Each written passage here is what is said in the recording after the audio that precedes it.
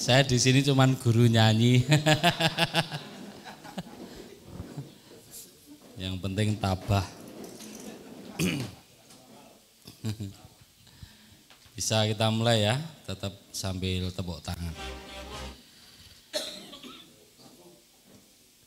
Oke, sudah siap semua? Ayo, 1, 2, 3. Indonesia tanah yang subur, pertaniannya membawa makmur, sumber pangan ketahanan bangsa, petani sehat mandiri sejahtera. Bertani adalah perjuangan, berjibaku dalam kemuliaan, melatih penuh kesabaran, karena ini perintah Tuhan. Aku mau jadi petani, aku bangga jadi petani, karena aku cinta Indonesia. Indonesia ku jaya sentosa, Indonesia tanah yang subur, pertaniannya membawa makmur, sumber pangan ketahanan bangsa, petani sehat mandiri sejahtera. Bertani adalah perjuangan, berjibaku dalam kemuliaan, melatih penuh kesabaran, karena ini perintah Tuhan. Aku mau jadi petani, aku bangga jadi petani, karena aku cinta Indonesia. Indonesia ku jaya sentosa. Aku mau jadi petani, aku bangga jadi petani, karena aku cinta Indonesia. Indonesia ku jaya sentosa. Petani BSM sehat mandiri Sejahtera. Kok kayaknya masih hidup dalam keraguan ya. Mau jawab aja ragu-ragu. Oke teman-teman, malam hari ini diskusi atau materi? Saya tambah 10-15 menit. Ya, ada materi lagi, kemudian diskusi. Nah besok juga mungkin ada diskusi juga ya Pak Bayu ya. Setiap Tapi malam. untuk malam hari ini tetap kita buka diskusi. Kemudian untuk besok pagi sudah baca randonnya semua? Sudah? Ngapain Pak besok pagi? Praktek apa?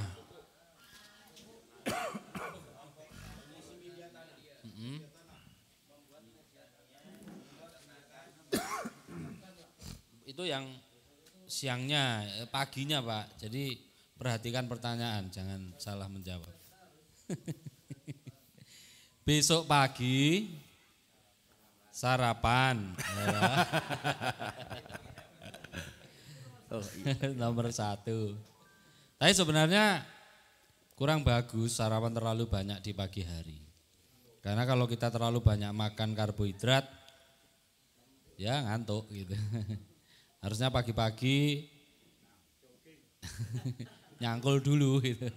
Minum air putih yang banyak, nyangkul.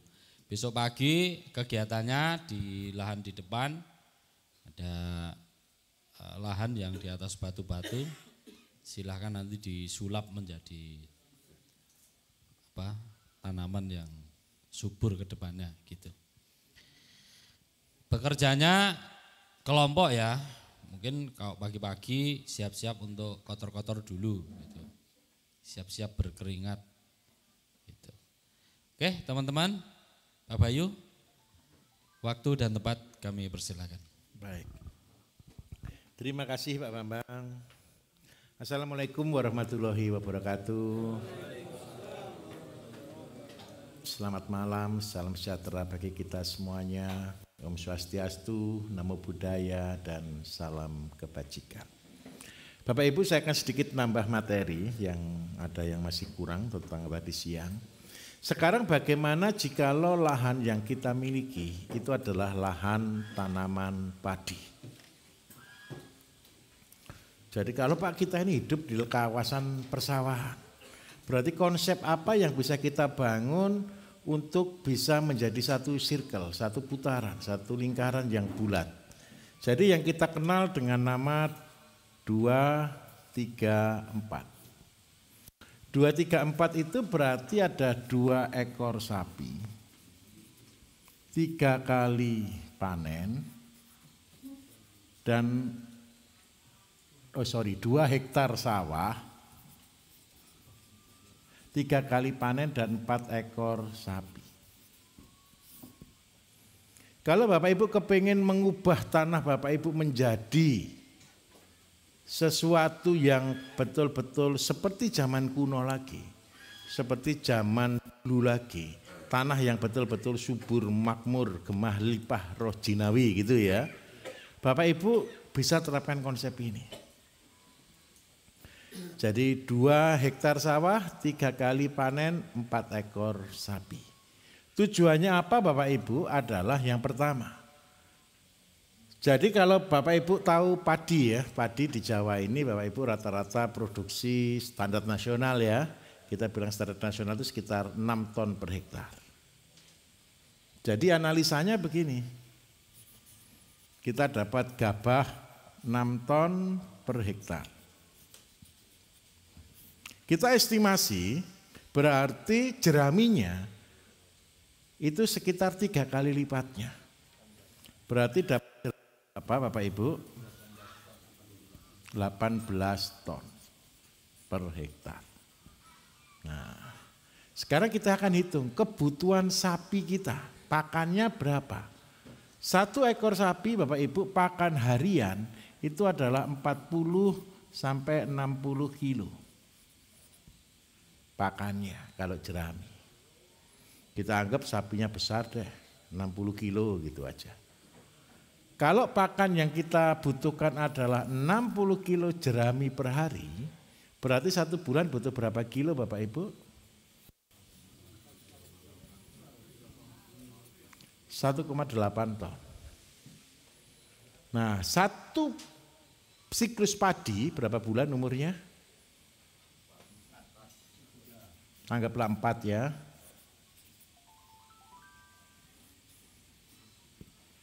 Berarti kebutuhannya 7,2 ton per siklus padi. Tapi ingat baik-baik. Jerami ini kira-kira kering atau basah Bapak Ibu? Basah. Untuk menjadi kering, ini Bapak Ibu minta maaf, habisnya banyak. Bisa di atas 60% hilangnya. Jerami padi itu. Nah, jadi kalau kita butuh pakan yang 60 kilo itu berarti kalau jerami itu bisa banyak sekali. Tetapi satu, ini prinsipnya, sebuah tanaman itu akan hidup terbaik adalah harus dipupuk dengan tanaman itu sendiri. Saya ulangi, suatu tanaman Bapak Ibu akan mendapatkan pupuk terbaik adalah dari tanaman itu sendiri. Jadi fungsinya padi di sini hanya sebagai mesin chopper yang mengolah jerami untuk menjadi pupuk. Tapi ada tapinya, Kalau cuma kotoran sapi yang diberikan ke sapi, tanamannya Bapak Ibu akan hijau sampai panen. Tapi pertumbuhannya tidak bagus. Agak kerdil. Yang membuat tanaman ini tumbuh subur apa Bapak Ibu? Nitrogen, betul kan? Nitrogennya kalau sapi dari mana? Dari urinnya, dari kencingnya. Jadi Bapak Ibu tidak bisa cuma mengandalkan fesisnya saja, kotorannya saja. Ini harus ditambah dengan urin. Nah, dengan cara ini Bapak Ibu maka biaya pupuk menjadi menjadi kosong, setuju? Menjadi gratis. Asalkan punya sapi. Terus yang kedua, biaya pakan sapi terbesar itu apa Bapak Ibu? Pakannya kan biaya sapi itu terbesar. Kalau Pak, kalau saya punya sapi terus saya kasih makan jerami saja, ya enggak bisa gemuk Pak. Saya punya sapi Bapak Ibu, minta maaf. Kalau seandainya sapi saya makannya rumput, bangkrut Bapak Ibu. Karena itu semua sapi saya makanannya hanya jerami. Terus caranya buat bagaimana? Pernah tahu Bapak Ibu yang ada di desa yang pernah tahu jerami ada enggak? Atau gini deh, enggak usah ke desa besok lah. Besok Bapak Ibu kan praktek. Silakan ke belakang kandang kuda, betul kan? Itu kan ada jerami, betul kan? Bapak Ibu lihat di dalamnya. Nanti Bapak Ibu ketemu dengan jamur yang berwarna putih. Itu sebenarnya seperti ragi tempe. Tahu ragi tempe? Ragi tempe warnanya apa? Putih. Lah, ragi tempe itu fungsi utamanya merubah karbo menjadi protein. Terus habis gitu, Pak, kalau cuma sapi makan jerami saja, kita seringkali berpikir kurang. Tidak. Di dalam jerami Bapak Ibu kadang-kadang masih ikut ya, namanya gabah. Tahu gabah ya? Gabah-gabah yang kecil-kecil, yang muda-muda itu masih ikut di dalamnya. Dan itu menjadi pakan. Begini saja loh Bapak Ibu, saya mau katakan jujur, kadang-kadang lo belum untung petani. Harusnya sudah untung atau belum ini harusnya? Harusnya, betul kan? Tapi tenang saja, tenang saja. Kalau pakannya sehari 60 kilo, berarti pupuk yang dihasilkan berapa kalau basah? Ya kurang lebih 60 kilo. Sekarang kita bayangkan Bapak Ibu, dalam satu siklus, betul ya, 1,8 kali 4 itu berapa tuh Bapak Ibu? Betul ya? 4 bulan ya ini ya. 7,2, satu siklus kita pupuk 7 ton kira-kira per hektar itu tanamannya bagus atau enggak? Padahal bukan satu, harusnya sapinya berapa Bapak Ibu? Bukan, per hektar berapa sapinya? 2. Berarti pupuk per hektar per 4 bulan berapa? 14 ton. Bayangkan aja punya sawah dipupuk sapu kotoran sapi sebanyak 14 ton per panen per hektar. Mabuk atau enggak sawahnya? Nah, Bapak Ibu kepengen punya sawah yang bagus atau yang jelek? Nah, di sini ada poin pentingnya Bapak Ibu. Begini ceritanya. Kalau kita punya sawah hari ini, sawah yang betul-betul punya padi hari ini ada enggak? Yang tanaman padi ada enggak yang punya di sini? Enggak ada ya, Pak Lurah aja ya sendiri ya. Hari ini kasusnya Bapak Ibu, kalau padi itu terlambat mupuk, kira-kira bisa tumbuh atau tidak? Hidup enggak mau, mati sekan, hidup enggak mau gitu kan? Jadi tanamannya paling segini terus habis gitu tahu-tahu kuning, merah, mati. Apa yang menyebabkan kondisi seperti itu? Berarti tanah kita rusak atau tidak berarti? Rusak.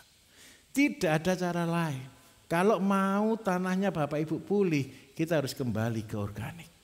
Kenapa kotoran sapi harus diberikan kepada padi? Karena sapi makan jerami. Terus yang kedua, apakah kira-kira rumputnya tumbuh atau tidak kalau diberi kotoran sapi model begini? Kenapa tidak tumbuh rumput? Karena tidak punya pakan rumput. Jadi makanya jerami tenang saja, yang tumbuh juga padi kok. Nah karena itu ini pantangan. Kalau pelihara sapi dengan konsep seperti ini, jangan kasih makan sapi dengan rumput yang lain. Nitrogennya dari mana Pak? Nitrogennya dari urin sapi ini. Urin sapi rata-rata sekitar 30 liter per hari. Percayalah Bapak Ibu, saya sudah biasa naker kencingnya sapi. Kencingnya sapi sehari itu 30 liter. Sebenarnya tergantung dari minumnya seberapa banyak. Jadi kalau urin ditambah dengan kohe, kemudian ini diproses dan ini dikembalikan lagi ke sawah, percayalah, sawahnya Bapak Ibu tanpa pupuk akan luar biasa. Nah, Mungkin Bapak Ibu pernah bertanya ke saya, Pak, kenapa kita harus pakai katalis? Katalis itu tidak harus. Kalau Bapak Ibu bilang saya pakai katalis, harus tidak. Katalis tidak harus Bapak Ibu. Kenapa saya katakan tidak harus? Bapak Ibu pakai cara tradisional pun akan bagus. Cuman, ada cumannya gitu loh. Dipupuk sekarang bagusnya tahun depan. Siapa yang sudah pernah mupuk pakai kotoran sapi? Ada? Ada. Dipupuk sekarang bagusnya kapan Pak? 6 bulan atau kemudian atau tahun depan, betul kan? Tidak dipupuk sekarang, bagus sekarang kan Pak? Nah, karena saya lagi berperang Bapak Ibu. Berperangnya apa? Membangun pertanian organik itu impossible. Sulitnya minta ampun. Kenapa saya katakan sulitnya minta ampun? Kalau Bapak Ibu benar-benar jujur, kasih kotoran sapi yang sudah dijadikan kompos, dikasihkan ke tanaman, dipupuk sekarang paling bagus 6 bulan atau tahun depan. Hasil tertinggi adalah 3 tahun setelah itu. Kalau saya ngajarnya dengan konsep tradisional seperti itu, kira-kira orang mau ke organik atau tidak? Pak, sudah bawa 14 ton ini. Terus habis gitu tetangganya bilang kurang banyak. Nah, habis gitu dikasih banyak-banyak mati tanamannya. Maka yang terjadi adalah kita akan ditertawakan banyak orang. Kejadian ini sudah saya alami 10 tahun lalu Bapak Ibu. Ketika saya gunakan pupuk organik secara konvensional. Buat mol, POC, ya pembenah tanah dengan tradisional ya nakap dari daun bambu dan semuanya. Saya tanam cabai, saya sudah melakukan SOP dengan benar sebenarnya. Tapi ya begitu, tahun pertama itu enggak panen.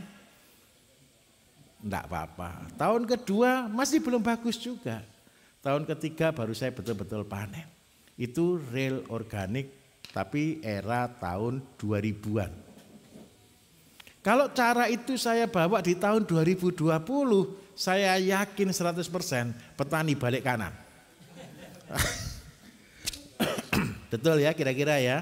Bapak Ibu mau enggak pakai cara yang seperti itu kira-kira? Enggak akan mau. Ada yang petani cabai di sini kemarin, siapa yang petani cabai? Oke. 10 meter bedengan kamu kasih pupuk berapa untuk pupuk organiknya? Sekarung ya. Pupuk kompos ya. Coba bayangkan 10 meter bedengan itu 1 karung. 1 hektar berapa karung berarti Bapak Ibu? 1000 karung. Masih pakai pupuk kimia enggak? Coba bayangkan. Bayangkan dulu lagi. Sudah dikasih pupuk 1000 karung, masih pakai pupuk kimia dan hasilnya mengecewakan. Apa yang salah? Apa yang salah? Coba bayangkan lagi. Ini real, ini petaninya sendiri ya. Kamu petani sendiri. Ada lagi bawang merah, ini Bapak bawang merah ya. 1 gulut Pak, 1 gulut 10 meter Bapak kasih kompos enggak?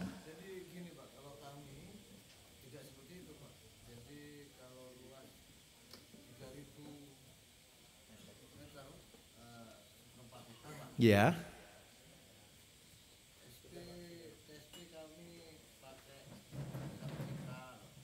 TSP ya. Baik, SP 36 ya.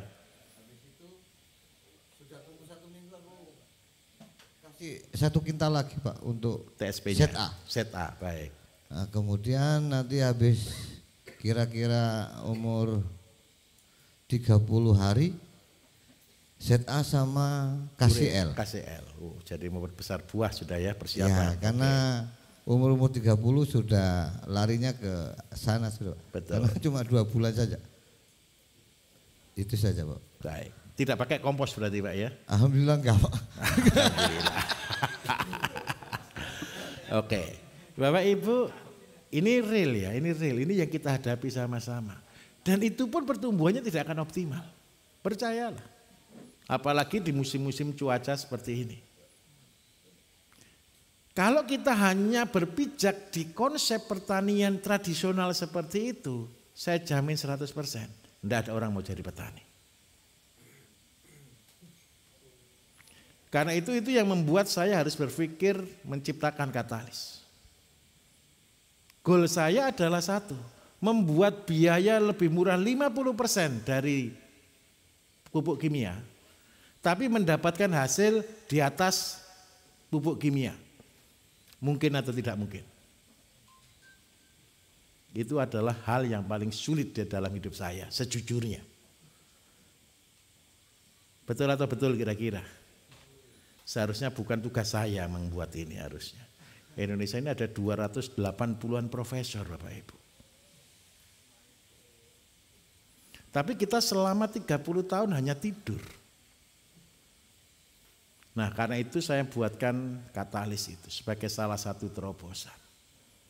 Saya buatkan dengan dosis begini. Contoh nih, kalau untuk sapi, saya sudah punya pupuk horti. Walaupun sebenarnya kalau di ayam, kalau punya kita Bapak Ibu buat urea itu dari kotoran ayam pedaging, kotoran ayam petelur. Kenapa pakai kotoran ayam daging dan kotoran ayam petelur? Karena kita cari, seandainya Bapak Ibu saya suruh cari sapi yang makannya jerami ada atau tidak kira-kira? Kesusahan, tidak mungkin jalan program itu. Karena itu saya banting setir. Kenapa pakai kotoran ayam pedaging? Karena ada sekamnya. Kalau ada sekamnya, terus yang kedua petani itu senang tumbuhan hijau atau tidak? Kepengennya hijau, makanya saya kasih kotoran ayam petelur. Tapi tetap dikasih kencingnya sapi, kencingnya kambing. Nah, dari sana Bapak Ibu kami rumuskan. Jadi 1 hektar itu hanya butuh 50 kali 30. 50 karung kali berat 30, kurang lebih 1,5 ton komposnya. Terus yang kedua penggantinya urea kita buatkan 50 liter. Ini penggantinya urea. Yang tinggal diencerkan dengan 10 kali air. Jadi sama dengan 500. Jadi kalau kita hitung Bapak Ibu, fair, kita itu sedang gunakan 500 kilo urea dan kompos. 500 kilo ureanya dari mana? Dari urea cair yang Bapak Ibu nanti akan buat. Saya bersyukur alhamdulillah dengan hanya memberikan ini ditambah dengan pembenah tanah sih, pembenah tanah, ZPT, nanti Bapak Ibu sendiri buat sendiri masing-masing nanti. Hasil panen pertama kali ketika kita dem dengan cara ini terendah kita di angka 6 ton. Tertinggi kita di angka 10 ton. 10 ton itu ada di daerah Ngawi, Jawa Timur, yang sudah memang dia terbiasa gunakan organik. Yang kalau organik biasa di 6 ton, ketika dengan aplikasi ini keluar jadi 10 ton. Kemudian kita lakukan yang kedua, MT2-nya kita hasilkan sudah di angka 8 ton sampai 8 ton setengah per hektar. Dengan biaya pupuk yang sama. Nah dari sana Bapak Ibu kita sudah stabil antara 6 sampai 8 ton ini hampir daerah semua selesai kita kerjakan. Nah karena itu Bapak Ibu tinggal follow up. Follow up-nya bagaimana? Pak kalau saya tidak punya kotoran ayam, yang ada cuma kotoran sapi. Berarti kotoran sapi ditambah kotoran ayam diolah seperti pupuk horti, besok Bapak Ibu cuma aplikasikan pupuk itu saja. Apakah pasti berhasil? Pasti berhasil. Kenapa kok begitu? Apa yang berasal dari padi dikembalikan kepada padi akan menjadi pupuk yang luar biasa. Seandainya Bapak Ibu tidak mau pakai katalis, karena terus terang katalis itu kendala kita adalah transportasi Bapak Ibu. Lalu luar Jawa itu kan paling susah transportasi. Biaya transport lebih mahal daripada katalisnya, itu kan konyol sudah. Karena itu sudah susah ditransportasi, seandainya Pak saya tidak pakai, tidak apa-apa. Kalah setahun 2 tahun kan sabar dulu gitu loh ya. Yang penting panen dulu, tapi kan sudah tanpa modal gitu, paham maksud saya ya. Jadi kalah setahun, 2 tahun, 3 tahun pasti bagus, sudah sama dengan punya kita. Tapi ZPT, insek, fungi, pembenah tanah tolong dibuat dengan cara yang sudah kita akan pelajari besok. Oke, clear ya kira-kira. Harapan kita satu Bapak Ibu, organik tidak kalah dengan kimia. Mas Agus boleh ditampilkan enggak ya foto-foto telomoyo ya? Kalau untuk sayur gitu. Nanti coba nanti di tengah-tengah diskusi enggak apa-apa ya. Kalau kita untuk sayur Bapak Ibu, pertama kita sama dengan kimia. Menang kita umur. Kubis gitu ya. Harusnya panen di usia 90 hari, kita 65 hari sudah panen. Wortel yang harusnya 4 bulan kita 90 hari sudah panen. Cabai gitu kita tahan hidup, bukan tahan mati ya, tahan hidup lama. Dan buahnya terus, terong semua tanaman sama. Ketika tanah itu kita gunakan sudah 1 tahun lebih, sekarang ini kita terkecoh lagi. Biasanya panen sawi Bapak Ibu itu kan 45 hari, sawi putih gitu ya. Itu paling berat itu sekitar 1 kilo, 1,5 kilo gitu toh. Sekarang dengan cara organik kita di usia 30 hari sudah tembus 2 kilo. Jadi meraksasa semua. Sawi botol yang harusnya 24 hari panen itu paling berat 1 kilo isi 3, kita 1 kilo isi 1,5. Jadi akhirnya pedagangnya bingung, Pak jangan besar-besar enggak laku. Wah saya bingung lagi. Jadi kita terkecoh. Dengan organik ternyata kita bisa mengubah menjadi jauh lebih baik dari kimia. Siap-siap, Bapak Ibu akan masuk di dunia sana. Ciptakan perubahan-perubahan dan paradigma-paradigma yang salah kita akan pulihkan bersama-sama. Ini benar loh Bapak Ibu.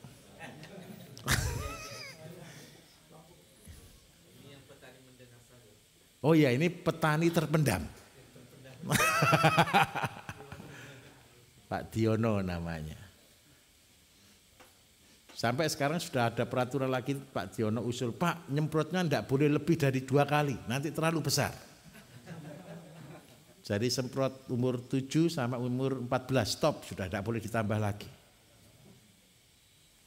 Seandainya nanti Bapak Ibu lulus semua, terus bisa mengerjakan ini semua, bikin heboh daerahnya enggak kira-kira? Saya minta tolong tapi satu, perjanjian. Ilmu Bapak Ibu tolong diajarkan ke semua orang ya. Minta tolong saya. Ini bukan rekayasa Bapak Ibu. Semua orang rata-rata tidak akan percaya kalau ini organik. Yang sudah pernah ke Magelang ya Pak ya. Ini real atau enggak Pak? Semua nyata Pak ya. Dan di sini pun sama, semua nyata. Saya minta tolong, ayo kita berubah. Jadi kalau dengan cara ini Bapak Ibu bertani kira-kira mahal atau murah? Kalau seandainya nanti perang global terjadi. Perang global itu begini Bapak Ibu. Barang impor akan unlimited. Sudah bebas sebebas-bebasnya. Kira-kira siap enggak kita perang dengan importir? Harus siap. Kita melangkah pertama dari sayur, dari pangan, nanti ke depan saya minta tolong jangan sayur dan pangan saja. Ini saya senang sudah pendatang, buah sudah datang, durian, apokat mana apokat? Sudah ada belum apokat? Sudah ada ya. Habis ini kenapa? Coba bayangkan ini kesedihan bagi saya. Siapa yang pernah jenguk saudaranya ke rumah sakit? Sering. Kalau mau ke rumah sakit beli buah tidak? Buahnya dari mana? Impor semua. Ayo kita berubah, kita malu. Coba bayangkan ketemu buah lokalnya enggak ketemu Bapak Ibu. Belinya apa? Pir, anggur, apel gitu kan. Jeruk Cina. Masa Indonesia? Buah Indonesia mana? Indonesia bisa enggak buat jeruk? Indonesia dulu Bapak Ibu punya apel. Sekarang Bapak Ibu kalau berani makan apel Malang hebat. Yang punya apel aja takut makannya. Fair. Karena apa? Kita sudah kalah di mindset. Karena itu saya katakan jujur, kita punya kemampuan untuk bangkit. Jadi kira-kira menurut Bapak Ibu mudah atau susah?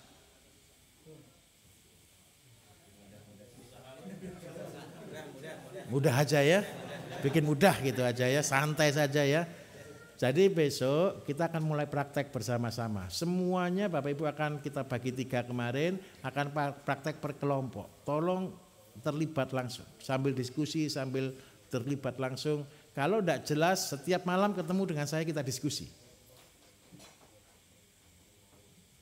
Nah nanti tujuannya apa Bapak Ibu? Supaya pulang dari sini Bapak Ibu sudah tidak ada pertanyaan, Bagaimana ya dulu kok lupa, nah itu sudah tidak ada lagi ya. Saya paling tidak suka kalau di WA grup terus tanya gimana ya dulu pelatihannya. Ini pertanyaannya ini dulu tidur atau kemana. Nanti biasanya teman-teman lainnya jawab, ini jangan pertanyaan anak TK gitu loh Bapak Ibu. Jadi sebelum tanya jangan bikin malu ya, kalau memang tidak tahu nanti cari videonya. Sebagai tanda gini, Bapak Ibu ingat-ingat baju yang saya pakai. Kok kelas ini Pak, saya dulu Pak Bayu pakai baju ini gitu loh ya. Jadi ingat-ingat bajunya. Kalau ingat-ingat kalau pakai besok saya akan pakai seragam. Kalau pakai seragam bingung semua pakai seragam. Jadi saya usahakan setiap angkatan saya ganti baju Bapak Ibu. Beli baju baru maksud saya. Supaya Bapak Ibu bisa membedakan dulu bajunya apa. Bajunya Bapak Ibu aja beda-beda kok. Ini angkatan ini kan beda dengan angkatan kemarin. Supaya apa? Bapak Ibu ingat yang ini angkatan keberapa begitu. Jadi memang kita setting warna itu berbeda supaya Bapak Ibu kalau cari di YouTube saya ingat-ingat dari warna baju. Oke. Sampai di sini dulu kita akan melakukan tanya jawab Bapak Ibu. Mari kita bagi ya, dari sini 3 dulu. Jangan takut, enggak kebagian hari ini enggak apa-apa. Kita masih kurang 4 hari lagi. Kita masih bersama di sini. Apa? 3. Ayo dari sebelah sini, boleh? 1.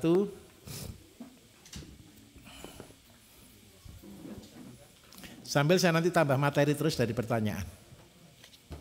Mari Mas. Assalamualaikum warahmatullahi wabarakatuh. Waalaikumsalam. Mau tanya yang ini Pak, kangkung itu kan 1 meternya itu tadi 320 tangkai ya. Betul. Nah tanaman. Itu si tiap ituna 5 kali 5 persegi. Kemarin kita nyoba, memang sih belum tumbuh semua gitu. Itu pas ketika penyiraman itu banyak yang loncat gitu. Oke, tenang saja. Itu kenapa gitu? Pak KP bilang minta tolong tray 1 Pak. Tray benih. Pertama itu, terus yang kedua kami ya insya Allah pengen di perkotaan Pak yang sistem polybag itu. Baik. Bagaimana cara ya bikin media tanamnya gitu supaya nggak beli. Baik, siap. Satu lagi boleh, mungkin 2 lagi juga boleh. Satu lagi tuh kita pernah ternak lebah Pak. Apa? Lebah. Oke baik. Lebah. Itu ada apa namanya tuh bagusnya nggak buat sayuran gitu. Baik. Itu aja sih. Terima kasih banyak. Baik. Cara tanamnya begini Bapak Ibu. Cara tanam kangkung, bayam. Kalau bilang 5 cm kali 5 cm kalau pakai penggaris kan susah ya. Ini 4, yang satunya sebenarnya ya. Yang agak gede sedikit. Jadi cara tanamnya begini, Bapak Ibu kalau ini kan jaraknya sekitar 3 lebih ya. Kan yang lebih besar ini jaraknya 5. Jadi kalau mau tanam medianya langsung ditancap. Curug gini lubang enggak kira-kira? Setelah lubang tinggal taruh gini, enggak mungkin lagi ada kangkung melompat. Jadi kalau enggak pakai ini lama. Ini ditancap gini ya, ditekan terus, tenang saja besok praktek. Jadi di media langsung ditancap begini, ceres gini ya sudah. Kan habis itu lubangnya kayak gini, tinggal masukin aja. Berarti kalau sudah dimasukin gini jaraknya sama enggak semuanya? Cepat atau tidak? Cepat, ini sudah. Kalau satu-satu kapan selesainya? Oke ya, besok untuk media tanam supaya tidak beli Bapak Ibu. Yang pertama begini, ketika Bapak Ibu sudah punya lahan, kan pembersihan. Minta tolong ketika pembersihan cari rumput sebanyak-banyaknya untuk disimpan. Untuk dibuat composting. Composting itu modelnya cuma begini loh Bapak Ibu.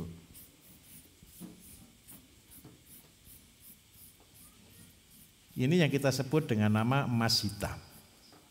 Jarak 1 kali 1. Apa yang dimasukkan di dalamnya? Sebenarnya kalau menguasai ini saja bisa buat NPK dan sebagainya Bapak Ibu. Kalau Bapak Ibu kreatif, realnya. Bapak Ibu pertama ini lubangi dulu minus 20 cm. Oke, taruh situ. Oke, baik. Sebentar. Setelah dikurangi 20 cm, yang daun pertama kali di bawah adalah daun, kalau mau buat urea ya, NPK lengkap, daun yang pertumbuhan cepat. Auksin. Daun gamal, daun-daun pertumbuhan cepat, daun hijau pertumbuhan cepat. Setelah kurang lebih sekitar 10 cm, taburi dengan tanah. Tanah sekitar 2 cm. Setelah ditaburi dengan tanah 2 cm, seandainya Bapak Ibu real ya, mau buat yang paling bagus. Cari daun yang mengandung K. Daun yang mengandung K ciri-cirinya daunnya tebal. Yang paling bagus daun apa? Daun mahoni, daun nangka, daun sono kembang, daun yang tebel-tebel pokoknya. Pisang enggak tebel ya? Gimana? Kamboja boleh Pak, semua daun, jangan daun pintu dan daun telinga. Jangan, 2 itu aja jangan ya. Nah setelah itu kasih lagi nih daun yang karbon. Terus lagi kasih tanah lagi 2 cm. Kasih lagi daun yang ngandung N. Kasih tanah lagi. Kasih daun yang ngandung K. Setiap lapis tolong disiram dengan air. Tolong disiram dengan air. Air biasa saja. Nah setelah seandainya sudah sampai penuh, tutup dengan plastik supaya tidak kehujanan. Udara tetap masuk Bapak Ibu. Di sini Bapak Ibu proses kehidupan itu dimulai. Suhu berapa kira-kira kalau konsep terbuka seperti ini? Maksimal di suhu 35 sampai 40 derajat Celcius. Cara ngeceknya sungguh gimana? Tangan dimasukkan, terus. Kalau terlalu panas berarti dia step. Kalau dia step, dia busuk. Kalau dia busuk, dia pahit. Kalau dia pahit, dia tidak jadi kompos. Busuk soalnya. Kompos itu bukan busuk biasa. Kompos itu busuknya stabil. Kenapa kalau mau serius loh ya belajar ya. Tapi tak ajari cara serius dan cara nakal gitu ya. Cara ngawur gitu ya. Kalau serius suhu dijaga di 30 sampai 40 derajat Celcius. Bapak Ibu saya belajar konsep ini, guru saya luar biasa. Namanya burung maleo. Siapa yang dari daerah Sulawesi Timur ada? Maluku gitu. Maleo. Burung maleo itu burungnya sebesar merpati, kurang besar sedikit, tapi telurnya sebesar telur angsa. Bisa dibayangkan enggak? Gimana cara telurnya? Saya enggak tahu juga, tenang saja. Karena dia bertelur di dalam lubang. Pekerjaannya dia hari-hari adalah tukang sapu hutan. Ya, dia bikin istana. Jadi tanah rumput-rumput, daun-daun ditumpuk begitu. Setelah itu dia lubangi, dia masuk ke dalam, dia telur di dalam. Yang saya mikir sampai tidak bisa mikir Bapak Ibu. Bagaimana dia tahu suhu. Yang kedua, dia ingat tempatnya di mana. Ini lubang, ini bukan satu, ini banyak burung telur di situ. Kalau dia kurang panas, dia tambah lagi. Dari situ saya betul-betul tobat. Hebat-hebatnya manusia ternyata kalah sama burung. Luar biasa. Ketika saya sering mencuri telurnya. Saya punya tanah 100 hektar Bapak Ibu. Di tempat itu adalah istilahnya burung maleo. Karena itu saya pertahankan. Saya beli tanah itu cuma saya pageri saja. Apa? Tobelo. Iya, di Tobelo Pak. Memang Tobelo pusatnya Pak. Jadi cuma saya pageri aja 100 hektar itu saya biarkan burung ini biar berkembang biak supaya tidak dipasang jerat sama orang. Ini burung dibantai habis-habisan. Ketika saya dengan anak buah ke sana gitu kan tidur kita tenda Bapak Ibu di tengah hutan. Anak-anak itu tahu aja mana yang baru betul, dia tunggu di situ. Oh tempatnya telur di sana, dia gali gitu dapat telur. Iya betul. Dan itu betul-betul membuat kita berubah. Ternyata alam itu membuat kompos seperti itu. Akhirnya apa yang terjadi? Hutan terlestari. Kita kan tidak pernah mikir, tidak pernah bayangkan. Hutan itu ternyata punya sistem membuat kompos. Nah, saya sebagai manusia, saya cuma numpang ngopi kompos ini. Ini saya buat kompos kira-kira. Modelnya dia seperti ini, jadi daun, tanah, dia lapisi seperti itu. Padahal kakinya cuma 2, tidak punya tangan loh Bapak Ibu, bisa buat gunung setinggi ini loh Bapak Ibu. Keren enggak kira-kira? Masa kita kalah? Terus yang kedua, kalau Bapak Ibu mau tadi, kalau mau buat media terbagus, saya minta tolong hubungi tempat sampah. Minta sampah 1 truk gitu loh. Proses kompos seperti ini. Karena apa? Ini adalah emas hitam kalau jadi. Kira-kira kalau seluruh desa sadar dengan hal ini, kompos kira-kira banyak enggak kira-kira? Sampahnya hilang enggak kalau gitu? Hilang. Tinggal plastiknya, tenang saja. Plastik itu laku dijual. Plastik, kertas kan laku dijual kan? Kecuali pempes ke pengolahan limbah, biarkan diolah mereka. Tapi yang penting satu, yang menjadi problem di setiap kota, yang terjadi penumpukan sampah tinggi-tinggi itu adalah sampah organik. Jadi cara buatnya bagaimana begini, Pak, kalau seandainya sampah saya tumpuk saja, jadi kompos enggak kira-kira? Saya jamin 100% jadinya busuk, tidak jadi kompos. Kalau busuk itu bakteri yang tidak terkontrol. Keluarnya air lindi. Nah, berbeda proses. Kalau busuk, besok yang Bapak Ibu proses, semua berbau busuk.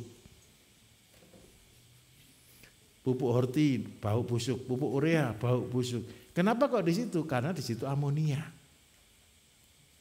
Tapi kalau kompos, itu baunya seperti tanah. Karena itu Bapak Ibu, kompos ini bukan pupuk, tapi media tanam. Jadi kalau buat media tanam besok isinya apa? Kompos, abu, dan tanah. Kenapa harus tetap pakai tanah? Kalau tidak pakai tanah roboh tanamannya. Karena akarnya tidak kuat. Oke, bisa dipahami Mas? Tenang, semua akan kita praktekkan besok. Sabar. Oke ya? Ayo 2 lagi dari kelompok ini. Mari Mbah Lurah. Oh ya, tadi ini ya, yang ukuran 5x5 ya. Yang ini 5x5. Ayo mari Mbah, monggo. Terima kasih Pak. Saya mau bertanya berkaitan dengan karena warga saya itu banyak yang jualan kelapa Pak. Baik Mbah. Sehingga banyak sisa air kelapa itu yang terbuang Pak. Air kelapanya? Air kelapanya Pak. Alhamdulillah Mbah. Solusi yang terbaik untuk apa itu Pak kira-kira? Baik, Terima siap. kasih, Pak. Kalau punya air kelapa Bapak Ibu adalah air kehidupan. Satu-satunya air yang paling mahal selain air mata kita adalah air kelapa. Kenapa air kelapa itu saya katakan mahal Bapak Ibu? Untuk air sampai ke puncaknya pohon kelapa butuh waktu enggak kira-kira? Enggak ada selangnya. Tinggi lagi. Terus habis gitu bisa penuh lagi airnya. Kan belum pernah ketemu air kelapa enggak penuh ya? Pasti penuh. Air kelapa bagi saya adalah air yang ajaib. Karena apa saya katakan itu begini, kalau Bapak Ibu sudah punya air kelapa, minta tolong. Itu adalah harta yang berharga. Saya kasih contoh, seandainya Bapak Ibu besok kan buat obatnya ayam. Obat ayam, obat kambing, obat sapi, obat untuk itu namanya kuteja, kunyit, temulawak, dan jahe. Supaya bahan ini bisa terekstrak. Kalau ekstraksi biasa Bapak Ibu biasanya kalau di perusahaan gunakan alkohol. Itu proses ekstraksi. Tetapi alkohol kan tidak mungkin kita minumkan ke ayam, betul kan? Nanti mabuk dia. Salah satu mengekstrak berikutnya adalah dengan cuka. Cuka itu terbagus adalah air kelapa. Air kelapa itu tidak usah diapa-apakan Bapak Ibu, taruh diam, kecut enggak kira-kira? Asam enggak rasanya kira-kira? Asam, itu jadi cuka. Tujuannya cuka itu apa? Mengekstrak, mengambil intisari dari suatu bahan. Dan itu air kelapa. Besok prakteknya menggunakan kuteja. Sudah ada yang pernah pakai kuteja di sini? Sudah? Sudah dicoba ke ayam? Sudah pernah nyoba telurnya? Jangan terlalu percaya dengan kata-kata saya Bapak Ibu. Tolong begini, buktikan begini. Kalau ayam sudah dikasih kuteja, Bapak Ibu rebus. Boleh didemonstrasikan. Semakin tinggi dosis kutejanya, dan pakannya pakan fermentasi limbah rumah tangga loh ya. Nanti direbus, terus dipecah kulitnya ya. Terus Bapak Ibu jatuhkan dari ketinggian kurang lebih setengah meter, mantul telur itu. Kayak bola, tul gitu. Bukan telur palsu loh ya. Ini telur real ini. Yang membuat dia mantul apa kira-kira? Berarti kepadatan di putih telurnya tinggi atau tidak? Tinggi. Albumin itu adalah lapisan antara putih dengan kuning telur. Bapak Ibu saya minta tolong, ada beberapa orang yang saya kasih rekomendasi makan telur rebus tiap hari. Kalau orang yang menderita habis ini, banyak orang yang sakit liver, sakit hati. Jangan sakit hati karena kecewa loh ya. Sakit liver yang sesungguhnya. Kenapa banyak orang sakit liver? Sakit liver itu dimulai yang pertama.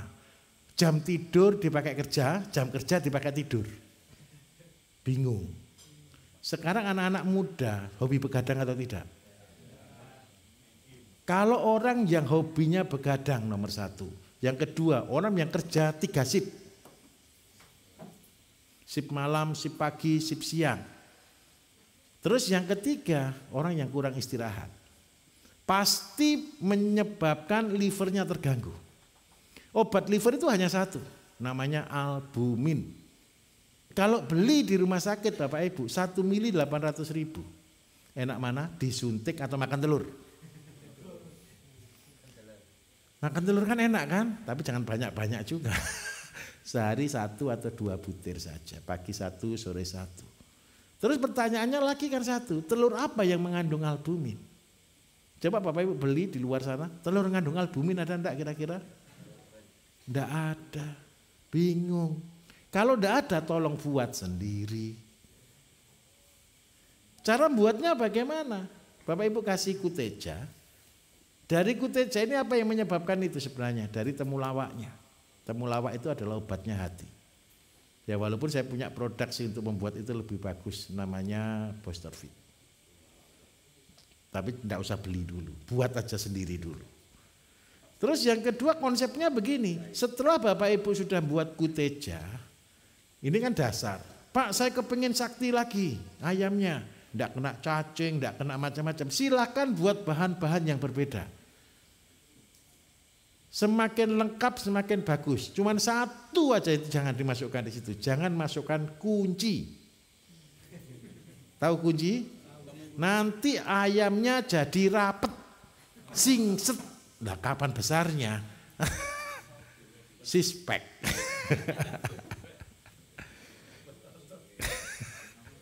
Kalau untuk ayam maduan boleh. Untuk ayam hias boleh, tapi kalau untuk ayam dipotong jangan dikasih kunci. Tahu kunci Bapak Ibu? Yang dipakai masak sayur bening itu loh. Nah, jangan kunci Inggris bukan kunci motor juga bukan. Nah, terus yang berikutnya lagi satu, air kelapa ini seandainya Bapak Ibu punya limbah. Ingat ya, seandainya ada tanaman, ada orang bertanya ke saya, Pak, saya kepingin tanaman saya ini buahnya besar, rasanya manis, kan gitu kan? Pupuk yang kita berikan hanya dikasih L dan zat PT buah. Zat PT bisa bantu. Tetapi kalau mau lebih bagus lagi, berikan nutrisi. Nutrisi itu bahannya apa? Bahannya harus dari hewani. Yang terbagus contoh. Bapak Ibu nanti kan belajar neteskan ayam, betul kan? Ada yang netes, ada yang tidak netes, setuju? Yang tidak netes biasanya untuk apa? Dibuang. Besok yang tidak netes lebih mahal daripada ayamnya. Bapak Ibu pernah dengar jamu orang Tiongkok yang menggunakan janin, pernah dengar? Mahal atau murah? Mahal. Ayam itu cari ayam yang sudah mau menetas tapi tidak jadi menetas. Jadi ayam itu netasnya berapa hari Bapak Ibu? 21 hari. Ayam yang netasnya umur 22 belum menetas, 23 belum menetas, proses semuanya, tugasnya selesai. Masukkan di dalam air kelapa yang sudah menjadi cuka. Maka itu sama dengan Bapak Ibu sedang produk dunia terbaru, namanya stem cell. Jadi ayo kita obati ayam kita dengan level tertingginya dunia obat, namanya stem cell. Beli di mana? Buat sendiri. Karena obat ini terlalu mahal. Nanti bangga, ayam saya aja obatnya stem cell. Yang lihat bingung. Bagaimana cara buatnya? Ini cerita orang Jawa Bapak Ibu. Orang Jawa itu punya satu ramuan yang namanya Kidang Kencono. Tahu Kidang Kencono? Kidang Kencono itu anaknya kidang yang belum sampai keguguran, yang belum sampai ke tanah. Kemudian kidang ini dimasukkan di dalam arak. Dan ini menjadi obat segala macam penyakit. Itu obatnya orang Jawa kuno. Karena apa? Saya jamin 100%. Ini belum tentu betul. Mau cari kidangnya aja susah. Paham maksud saya ya? Prematur. Jatuh belum sampai ke tanah. Seandainya ini betul-betul dapat, berarti itu betul-betul hoki.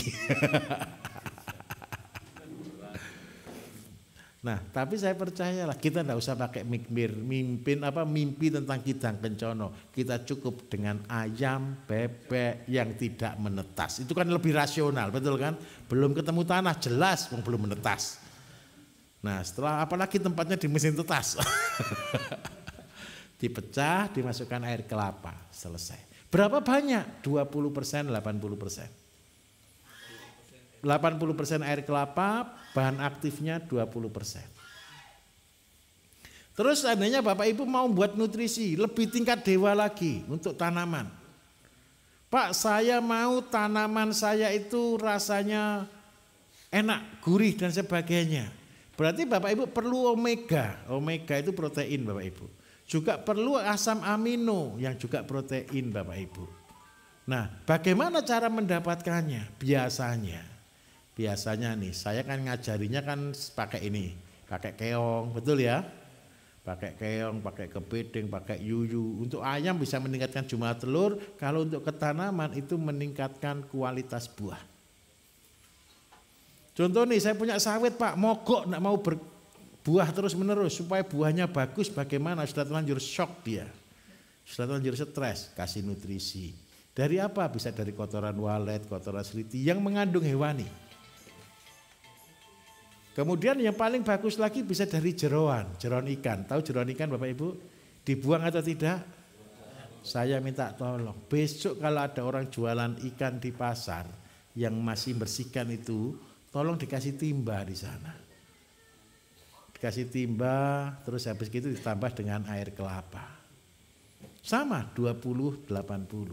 Tujuannya jadi apa? Jadi nutrisi. Nah, ketika sudah jadi nutrisi, ini akan menjadi pupuk yang luar biasa. Karena dia bersifat dosis tinggi, dosis pemakaiannya maksimal 50 mili per 15 liter. Kalau Bapak Ibu kasih lebih dari itu, saya jamin terbakar. 15 liter.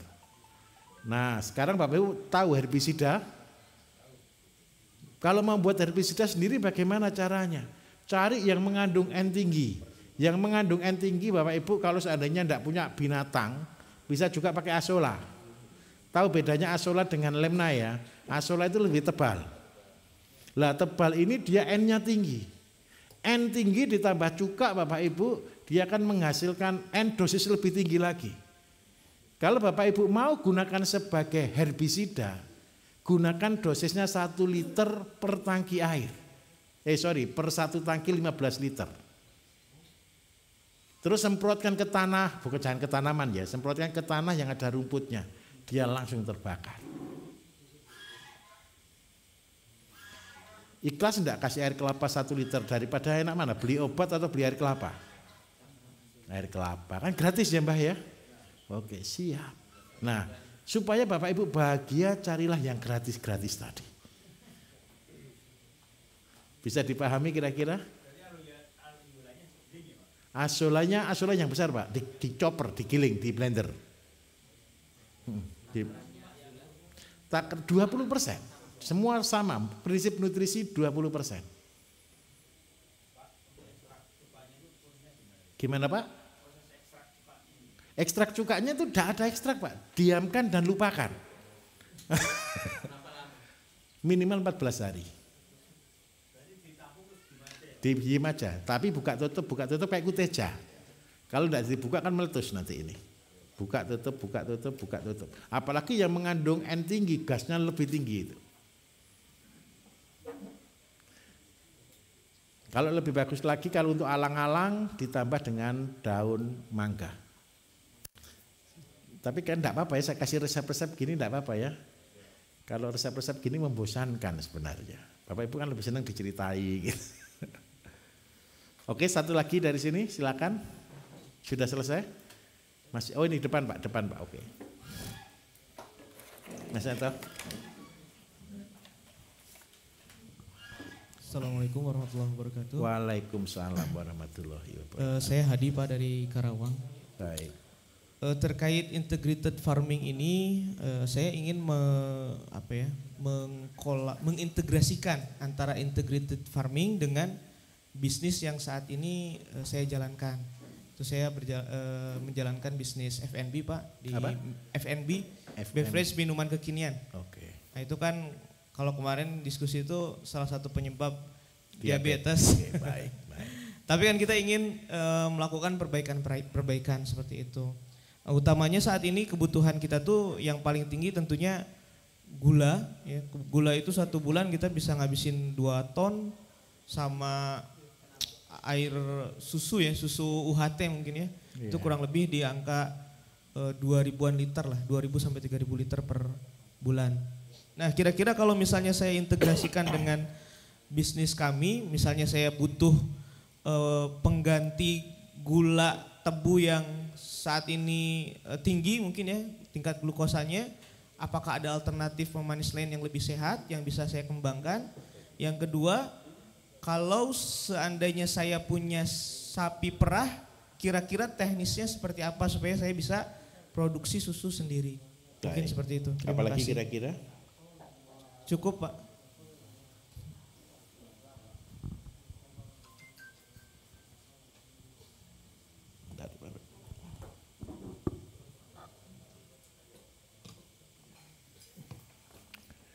Baik, yang membuat rasa manis apa saja Bapak Ibu selain gula? Senyum. Keren. Kalau yang membuat rasa manis yang paling banyak stevia.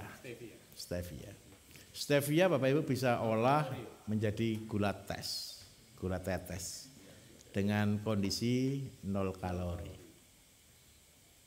Yang dibutuhkan orang manisnya, betul kan? Jadi kalau seandainya boleh, Pak saya tidak mau pakai gula tapi kepengen yang manis, tanamlah stevia. Kalau seandainya saya tidak mau ngolah bagaimana Pak? Sekali buat teh ambil stevia 1 daun, manisnya minta ampun sudah. Jadi buat teh campur stevia, rasa manis yang membohongi diri. Karena manis bukan dari gula. Terus yang kedua Bapak Ibu, ada lagi gunakan gula aren. Gula aren, cuman mahal. Nah itu kalau Bapak Ibu punya tanah luas, seperti di Kalimantan, ke depan. Gula yang akan dicari adalah gula aren. Jadi kalau mau Bapak-bapak tolong yang punya tanah-tanah, tanamlah aren.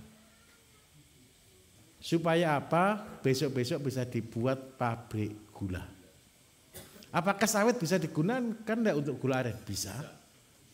Jadi sawit itu bisa juga dipotong dan diambil niranya. Jadi gula juga. Betul.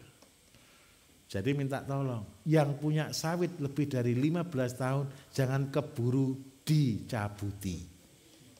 Masih bisa jadi pabrik gula, Pak. Nah, pabrik gula yang dari gula aren, dari sawit, Bapak Ibu minta maaf. Itu adalah potensi yang luar biasa di dalam konsep kemandirian. Kenapa saya katakan di dalam konsep kemandirian itu penting sekali? Seandainya besok-besok terjadi blokade ekonomi, blokade produk, Bapak Ibu betul-betul bisa punya sendiri. Saya kasih contoh ilustrasi. Kelapa menghasilkan minyak, betul kan? Sudah. Beras sudah bisa tanam sendiri, ayam bisa pelihara sendiri, ikan pelihara sendiri. Ada satu Pak yang kurang, gula.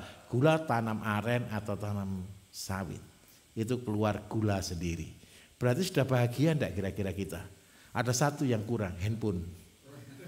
Itu yang saya tidak bisa jawab. Karena itu bukan bidang saya. Tapi saya akan jawab untuk energi Bapak Ibu. Tahun ini atau tahun depan saya akan meluncurkan free energy. Jadi untuk Bapak Ibu nanti yang tinggal di hutan, yang di pedalaman, saya akan luncurkan. Sekarang sudah ketemu harga sih, cuman saya masih tunggu waktu untuk bisa luncurkan itu. Jadi saya buatkan listrik gratis dengan konsep pulse motor. Jadi cuma digerakkan sekali sudah gerak seumur hidup. Gimana? Ya bukan sistem kayak Tesla tapi bukan Pak. Ya. Bukan Pak, ini pakai magnet. Tapi sudah free energy. Nah, tapi sabar. Saya akan tunggu waktu yang tepat untuk launchingnya. Nanti kalau sudah waktunya tepat pasti saya launching, tenang saja. Kami sedang meriset, sudah selesai sih.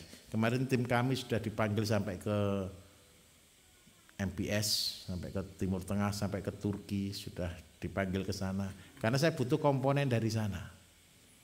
Tapi masih belum clear waktu itu. Mintanya sana, barang diproduksi di sana, saya tidak ikhlas. Saya mau barang diproduksi di Indonesia. Masa kita mau barang kita sendiri kita impor? Saya tidak suka. Karena itu kita akan buat sendiri. Saya sudah tentukan harga kemarin, tapi belum siap jual aja. Murah, tenang. Untuk membuat 450 watt cuma butuh 3,5 juta sampai 4 jutaan. Ukurannya cuma 30 cm kali 15 cm Pak. Sebesar itu dibawa kemana-mana. Itu bayangkan aja kita yang ada di hutan, di kebun sawit gitu Pak ya. Punya itu ada pompa tinggal taruh itu selesai. Goal saya lebih murah 50% dari solar panel, solar cell. Tenang saja, tunggu waktunya, coming soon. Tapi secara teknik, secara ilmu sudah saya ajarkan mulai tahun 2019. Sudah saya buka secara publik. Kalau Bapak Ibu ngecek di sana, di Facebooknya Mbah Bam, cek di situ energi gratis Bayu Diningrat. Di dalam Facebook itu ada, sudah ada. Saya buatkan itu pakai akrilik. Harapan saya satu, Bapak Ibu yang tahu elektro bisa melihat. Gimana? Enggak, yang tahu elektro bisa melihat supaya apa, kenapa saya buat akrilik, supaya tahu dalamnya apa. Kalau orang sudah pinter kan dilihat itu aja kan bisa kan harusnya kan. Jadi kenapa saya buatkan akrilik supaya kalau yang pinter bisa mencontoh. Kalau belum pinter ya apa ini kan gitu aja. Tenang saja, tenang saja. Tapi sebentar lagi kita sudah akan luncurkan, sabar sedikit. Apalagi saya tadi kok ngelantur kemana-mana tadi. Terus yang kedua susu. Nah susu kalau sapi perah begini. Siapa yang mau bisnis sapi sungguhan? Yang mau bisnis sapi sungguhan di sini ada enggak kira-kira? Satu aja, enggak ada yang lainnya. Ini saya tunjukkan caranya untung di dalam bisnis sapi. Ini belum pernah saya ajarkan, hari ini aja saya ajarkan. Bahaya, enggak. Syaratnya nomor 1 beli sapi induk, sapi perah. Induk. Harus sapi perah induk. Enggak, desa apa di bawah pun bisa Pak. Kalau jenis-jenis jersey itu daerah panas juga bisa. Kalau FH harus dataran agak tinggi. Tapi kalau di daerah rendah pakai yang jenis induk, pakai jersey bisa. Satu induk sapi perah Bapak Ibu, nanti beli pedetan yang baru lahir, yang jantan, yang dari pabrik-pabrik susu. Kenapa kok saya katakan harus beli dari pabrik susu? Harganya paling mahal antara 2.500.000 sampai harga 3 juta. Murah atau mahal pedet harga segini? Murah. Tapi jaminan saya kalau tidak punya induk sapi mati. Kalau tidak terbiasa. Nah, satu sapi ini bisa untuk 6 ekor. Soalnya dia butuhnya kurang lebih sehari 3 liter, sapi ini antara 5 sampai 6 ekor lah. Sapi dipelihara, diberi susu sampai usia full 2 bulan pakai susu. Setelah itu sudah mulai dicampur dengan rumput dan comboran sedikit, pakai pakan kering sedikit, sampai dia berumur kurang lebih 3 bulan. Begitu 3 bulan Bapak Ibu harganya sudah 7 juta sampai 8 juta. Kalau harga 7 juta selama 3 bulan, berarti kenaikannya berapa persen? 2 kali lipat, oke? Berarti konsepnya begini, kalau kambing 1 jadi 2 berapa bulan? Kalau sapi 1 jadi 2 berapa bulan? 3 sampai 4 lah, betul ya? Nah caranya sepele, kalau punya modal beli dulu sapi 2 atau 3, nanti punya uang lagi jadi 6 jadi 12, begitu sampai 12 stop, tambah induk. Sekarang ini bisnis yang dilakukan oleh orang-orang yang kepingin cepat kaya. Paham maksud saya? Daripada kenapa Bapak Ibu, anakan sapi ini kasihan juga. Dia itu hidupnya kayak menderita gitu loh ya. Baru keluar sudah disia-siakan. Saya itu tidak tega dengan anakan sapi ini sebenarnya. Bisa dipahami Mas? Beli 1 harga 2,5 juta, dirawat 3 bulan, 4 bulan, jual jadi 2. Nanti jadi 2, jadi 4. Nah, kalau sudah jadi 8, tolong jadi 4 lagi, dipakai beli induk dulu. Akhirnya yang tabungan kita di mana kalau di sini? Induk. Induk sendiri juga beranak. Ini yang saya lakukan juga di sapi-sapi saya. Kadang-kadang Bapak Ibu kalau sudah punya sapi banyak, belum tentu induknya itu keluar susu.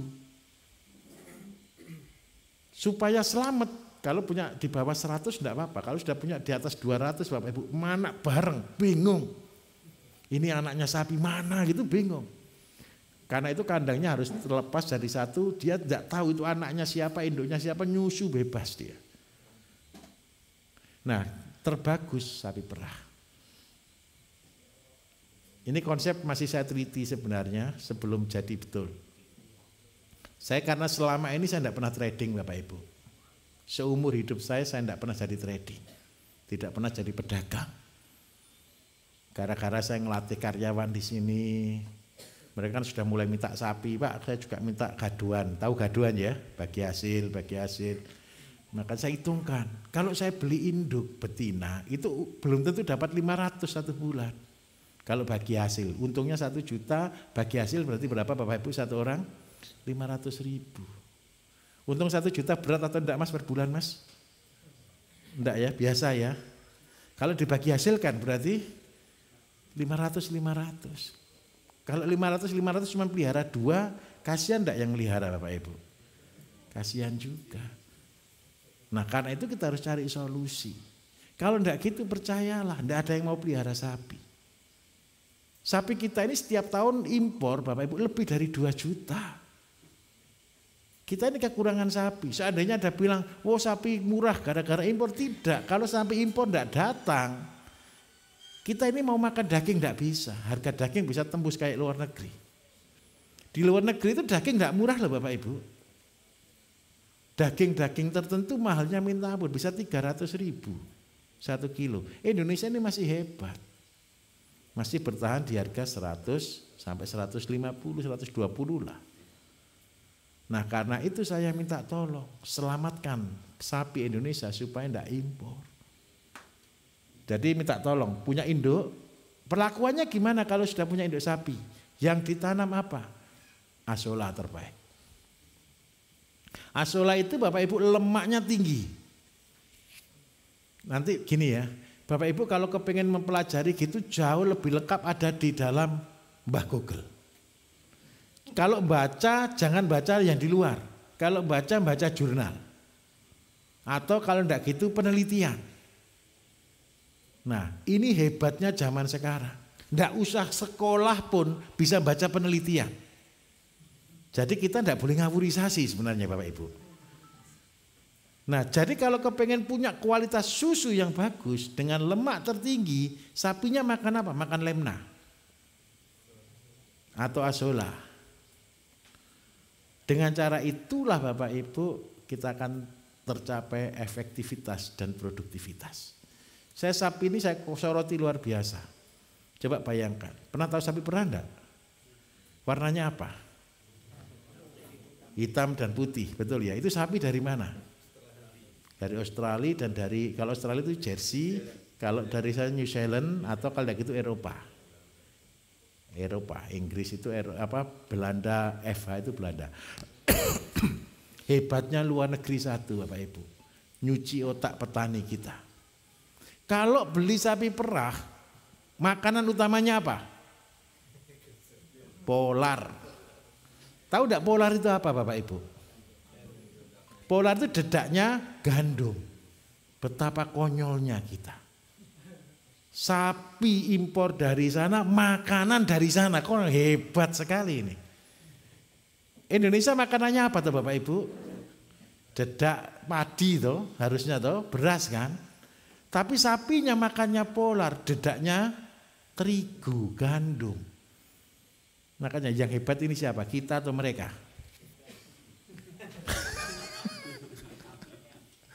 Saya tidak terima Bapak Ibu, saya betul-betul tidak terima. Karena itu sapi saya tidak pernah makan polar. Sapi saya daripada makan polar harga 7.000 juga, lebih baik saya kasih makan padi utuh. Harga 6.000 sekarang. Kenapa kok padi utuh? Padi itu ada apanya? Ada sekemnya, ada berasnya. Berasnya karbohidrat dan bagus, sekemnya itu jadi dedak. Sehingga apa? Sapi bisa betul-betul jauh lebih bagus. Mas bisa pelihara sapi perah. Kalau kepengen produksi per bulan 2.000, sapi perah Indonesia ini rata-rata di antara 10 hingga 25. Kita buat rata-rata di angka 15 per hari. Berarti per bulan ketemu berapa liter? 450. Kalau 2.000 berarti butuh berapa ekor sapi? 5. Sudah selesai. Jadi minta tolong, apalagi sapinya sendiri gini, tampilkan di status. Dan kita tidak membohongi. Kalau kepengen manis stevia, sapinya fresh, betul-betul come from dari sapi. Kalau perlu kasih gambar orang ngedot. Gulanya dari stevia, susunya susu fresh tanpa apa-apa. Keren. Nah nanti kalau sudah punya sapi perah, kan sudah bisa main nih. Saya mau bisnis lah, sekalian ngasih makan. Bisnislah beli pedet. Ini untuk trading.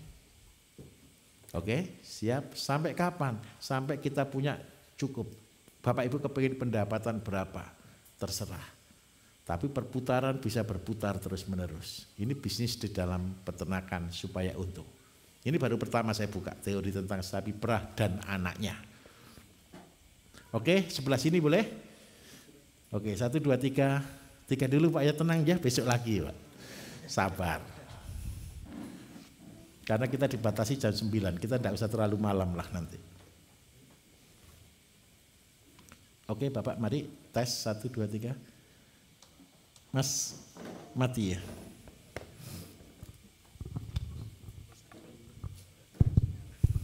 Assalamualaikum warahmatullahi wabarakatuh. Waalaikumsalam warahmatullahi wabarakatuh. Pak Bayu, saya Adi dari Mataram. Siap, saya Bapak. ada lahan di perbukitan lebih kurang 1 hektar. Saya rencana tanam apokat, kemudian litbang sari dengan kopi. Ketinggian berapa Bapak? 250-an. Baik. Mohon advice-nya untuk kombinasi dengan peternakan, apa yang kira-kira bisa kita gunakan untuk tambahan pupuknya. Baik, dan apakah cukup dengan mengandalkan pruningan dari tanamannya nanti. Baik. Makasih. Baik Bapak. Punya tanah 1 hektar. Bapak rencana tanam apokatnya jarak berapa? Rencana 5x5. 5x5. Kue rapet Pak ya. Untuk kopinya? Kopinya di sela-selanya pakai sistem pagar. Kalau boleh saya rekomendasikan ukuran 8x5 Pak. Sini 8, ke sini 5. Nanti kopi di tengah-tengah ini 2 jalur. Jauh lebih aman. Terus yang kedua, Bapak Ibu, kalau ini tanaman buah, apokat dan kopi, pupuk apa yang dibutuhkan? Pupuk horti, betul kan? Kira-kira bahan apa yang paling bagus? Kambing. Karena semua unsurnya butuh K. Kalau kambing berarti pakannya butuh berapa banyak? Berapa ekor kambingnya? Ayo kita sama-sama ngitung. Jarak 5 kali 8, 40. Berarti 1 hektar butuh berapa pohon? 10.000 dibagi 40. Berarti ketemu berapa? 1, 2, 50 untuk apokat. Karena di sela-sela kita tanami dengan kopi, dengan jarak 1,5, kopinya pakai robusta Pak ya. Robusta berarti 2 meter kali 2 meter Pak ya. Pagar, oke enggak masalah, berarti cuma sedikit berarti ya kalau gitu. Kalau gitu 1 jalur aja. Jadi jaraknya per 3 meter ya Pak ya. Berarti 100 dibagi 3, kesininya ketemu 5, 8. Berarti ada 300 dikalikan 12, ketemu berapa Bapak Ibu?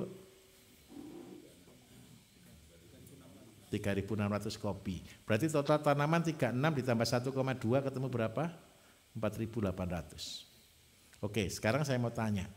Dengan populasi 4.800, pupuknya butuh berapa kira-kira?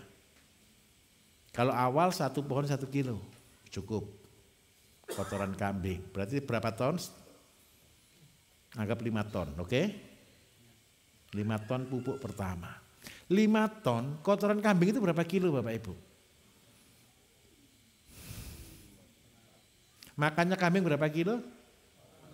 Berarti kotorannya berapa kilo? Enggak apa-apa ya, saya sambil ngelatih untuk kita menganalisa kasus ya. Pertanian ini butuh ini Bapak Ibu. Bapak Ibu ke depan itu jadi dukunnya semua. Perwakilan saya jadi dukunnya pertanian semua. Jadi ketika ngitung itu enggak ada kira-kira. Semua hitungan pasti. Jadi 1 hektar dengan butuh 5 ton pupuk. Kemudian setiap kambing cuma keluar 4 kilo per hari kotorannya. Berarti butuh berapa? 1 bulan berarti butuh berapa? 120 kan? 124, 120 kilo kan?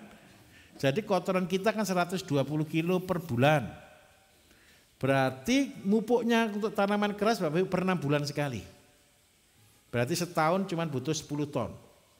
Berarti 10 ton dibagi dengan 120. Butuh berapa ekor? 8.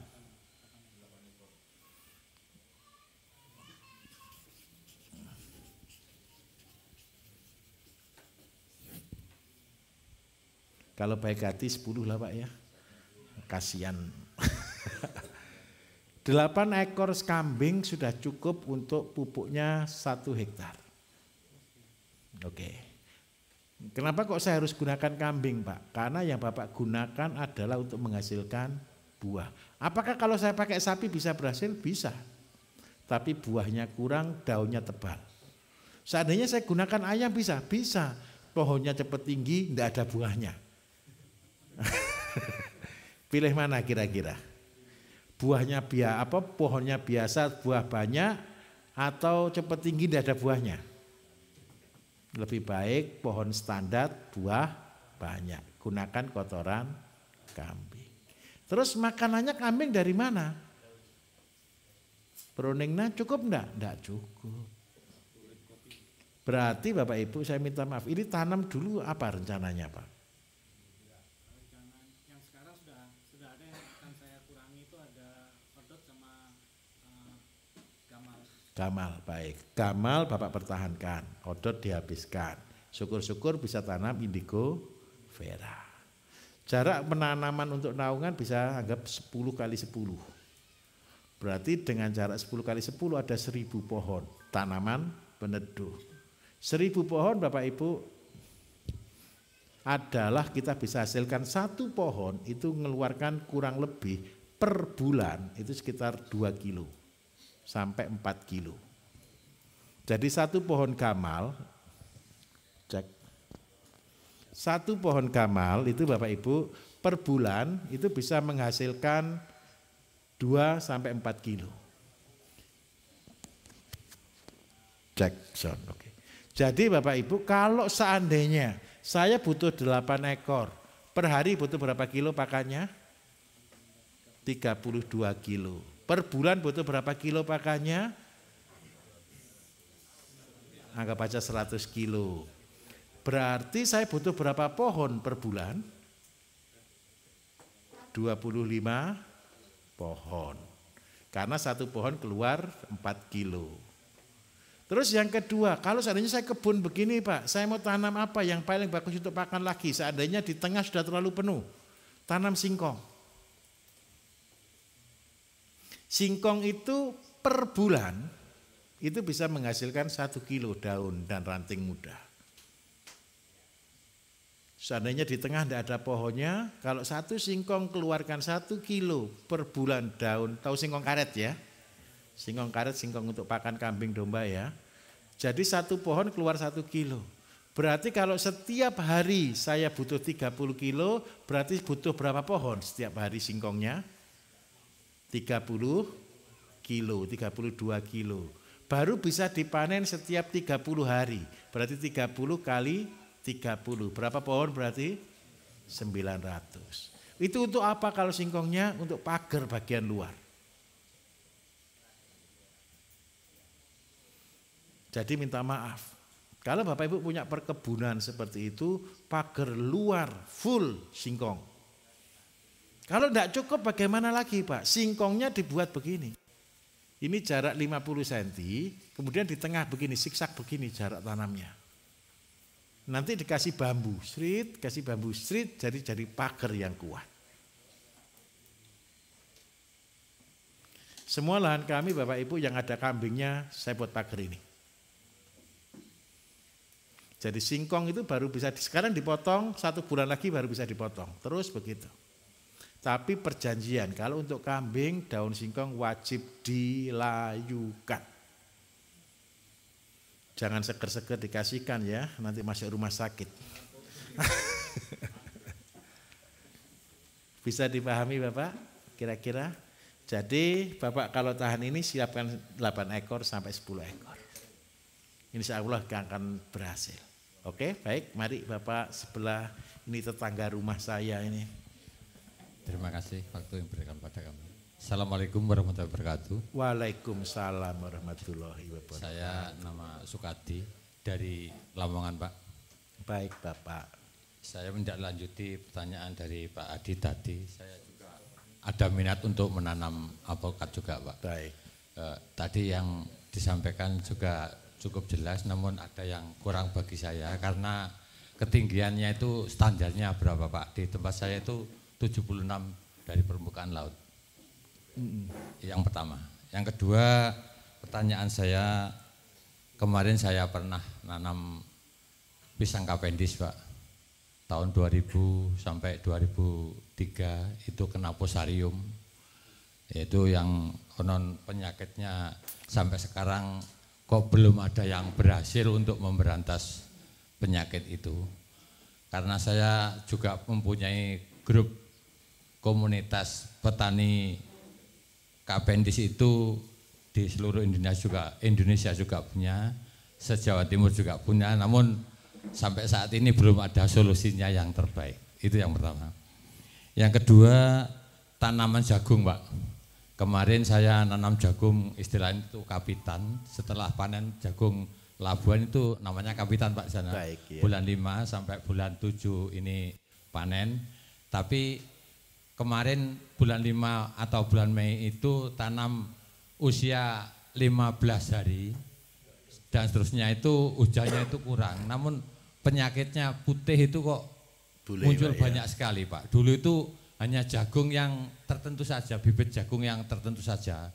Namun sekarang itu petani termasuk saya dan teman-teman di sana itu kebingungan memilih bibit-bibit jagung yang unggul yang kualitasnya itu tahan hama atau penyakit. Yang ketiga,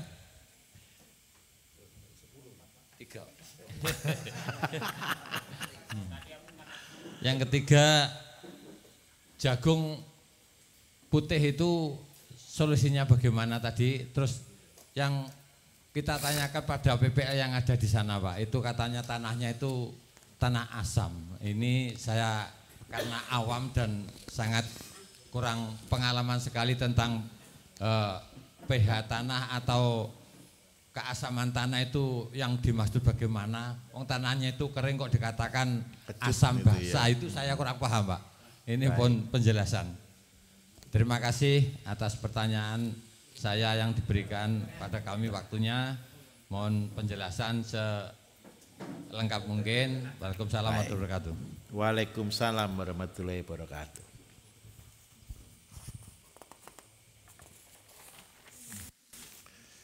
Untuk apokat Bapak Ibu, ketinggian itu memang penting dan itu menentukan jenis yang kita tanam. Tapi yang paling penting dari apokat itu yang dibutuhkan adalah air. Kalau tempatnya tidak ada air, jangan tanam apokat. Pasti tidak akan berhasil. Airnya cukup enggak Pak? Ya, cukup. Kalau cukup coba dulu, karena saya tahu ngimbang itu daerah kapur gitu ya. Begini loh Bapak Ibu, apa alasannya Pak? Saya tanya, kok milih apokat kenapa? Ya.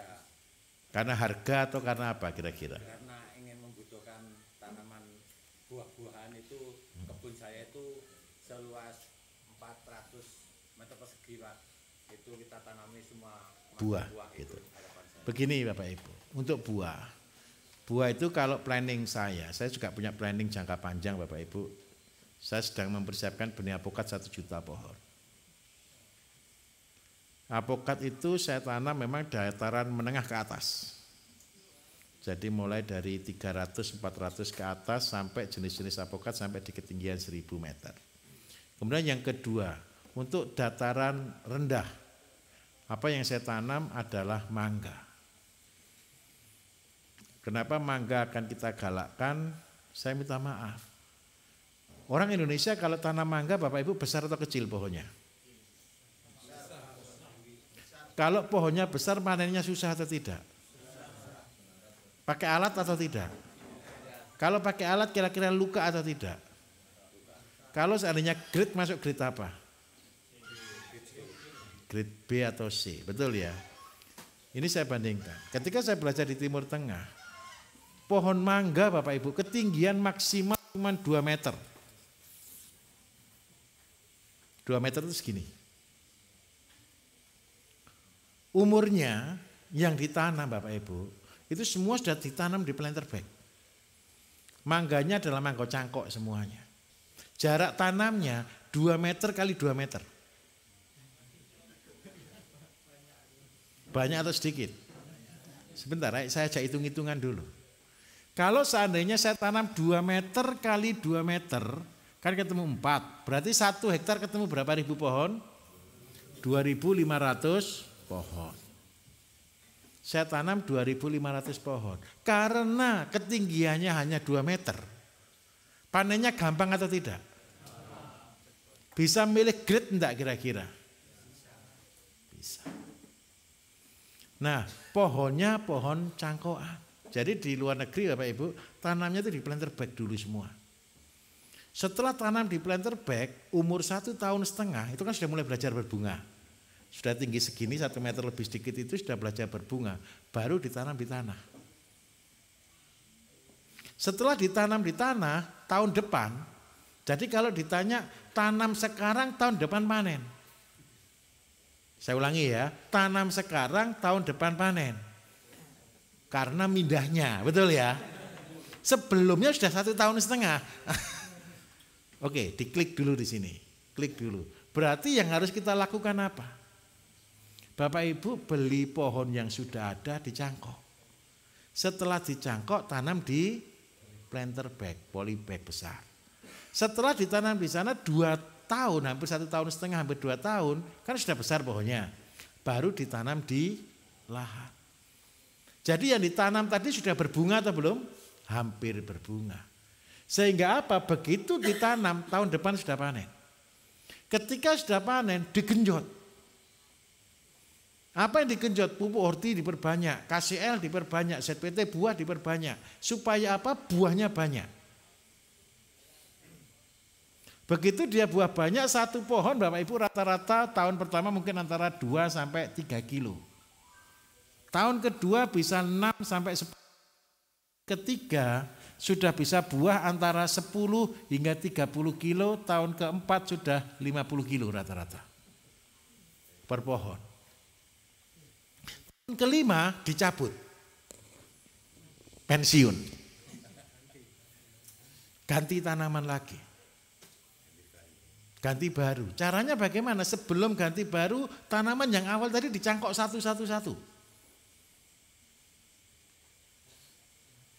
Saya ulangi, ketika sudah keluar buah, tanaman satu cabang dicangkok. Oke Pak ya, dicangkok terus disaruh di planter bag lagi. Persiapan nanti 5 tahun diganti. Kenapa kok 5 tahun diganti? Ini tanaman sudah betul-betul dengan dosis tinggi semuanya. Dan pohonnya kalau sudah 5 tahun percayalah bisa tinggi segini, betul kan? Kalau sudah tinggi sepitu, produktivitasnya rendah sekali.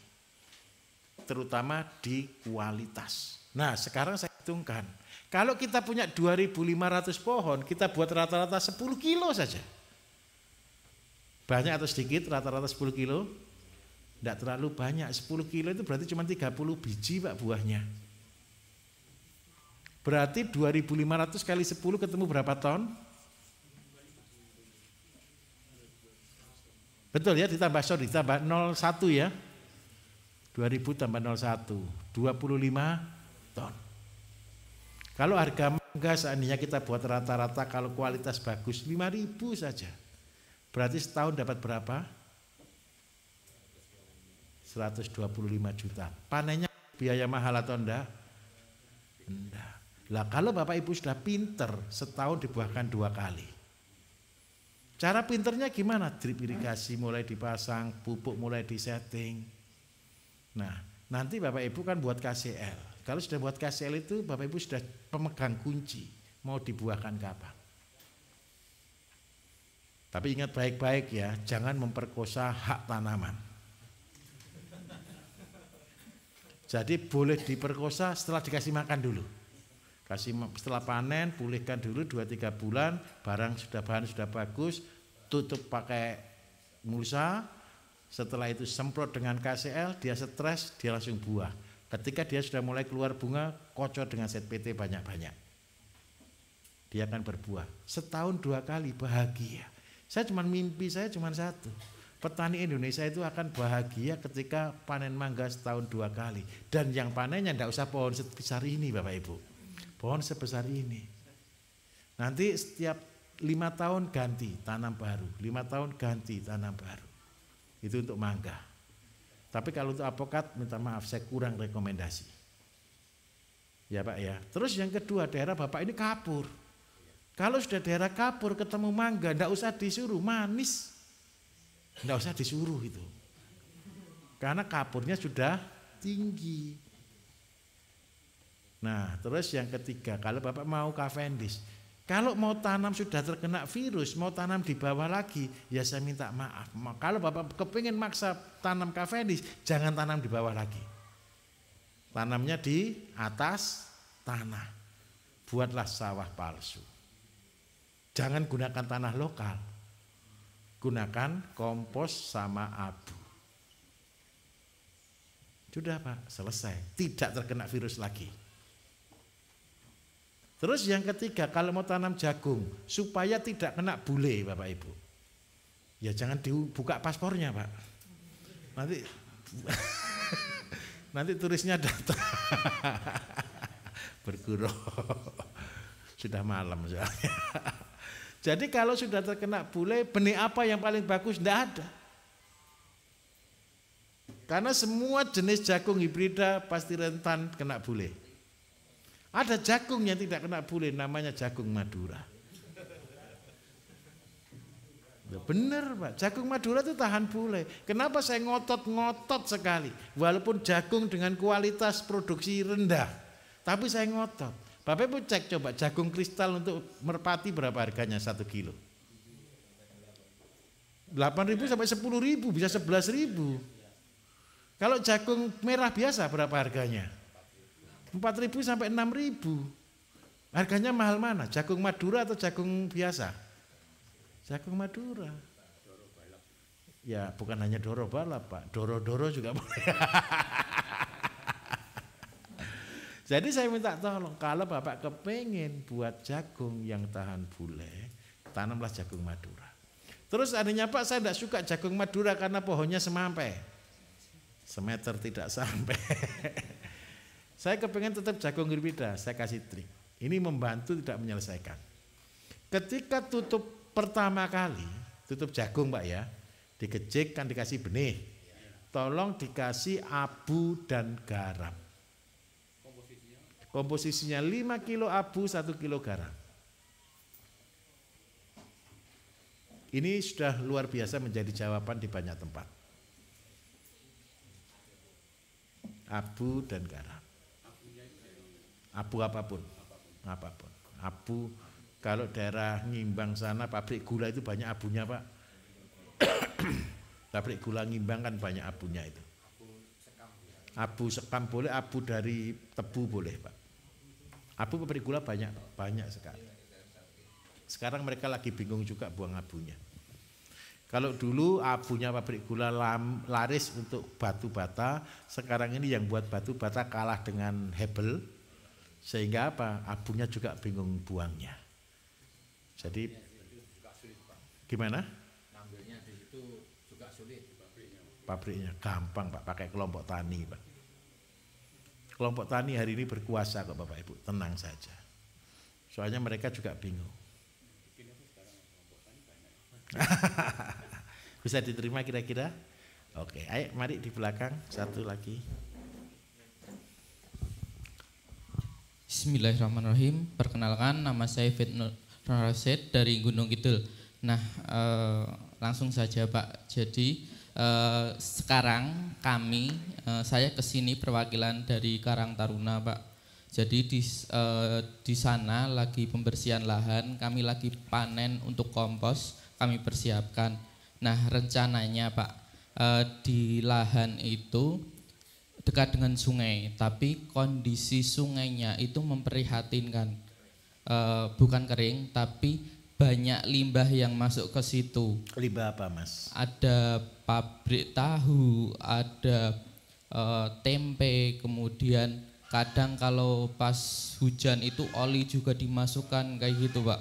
Nah jadi yang pengen saya tanyakan, bagaimana cara memfilter supaya kami masih bisa menggunakan airnya, kemudian harapannya dengan pergerakan kami di dekat sungai, kami bisa menjaga sumber air itu Pak. Pabrik tahu dari tempat jauh atau tidak? Sekitar 300 meter Pak. Pabrik tempe dari tempat jauh atau tidak? Sekitar 3 kilo. Baik. Yang paling banyak limbahnya tahu atau tempe? Yang paling banyak dan besar itu tahu Pak. Baik, oke.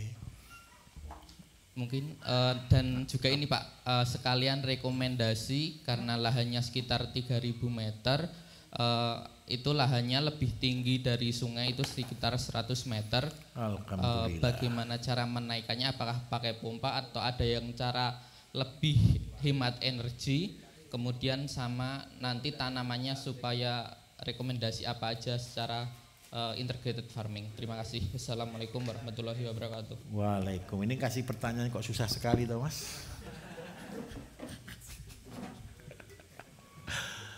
Yang pertama, nggak usah mikir sungai dulu.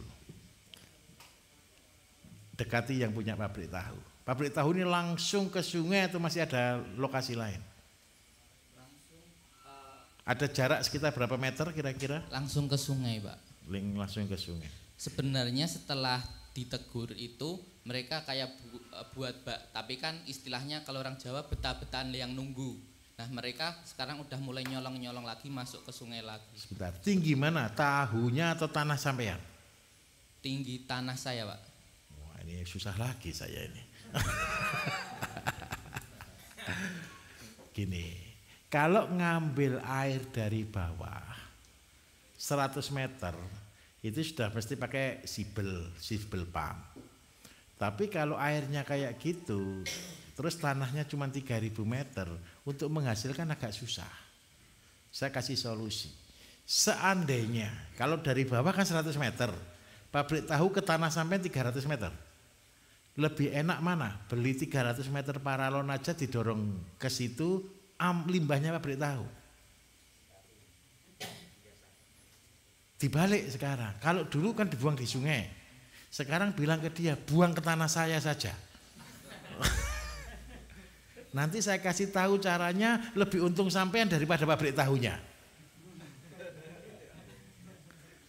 Saya kan spesialis limbah, Bapak Ibu. Jangan dikasih sebutan.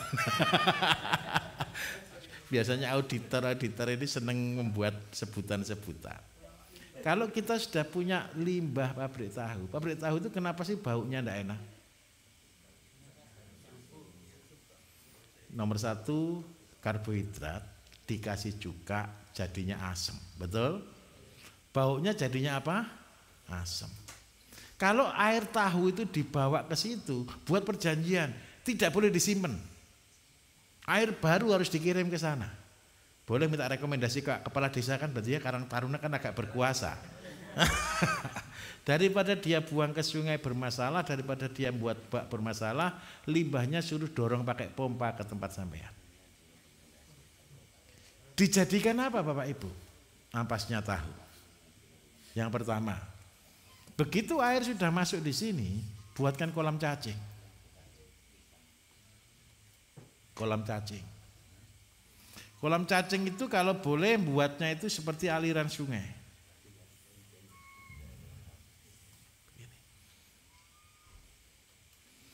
Kalau Bapak Ibu sudah punya air tahu dan itu dijadikan cacing, berbahagialah.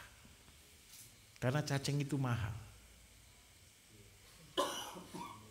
Daripada Bapak Ibu masih cari ampas tahu dikasihkan cacing.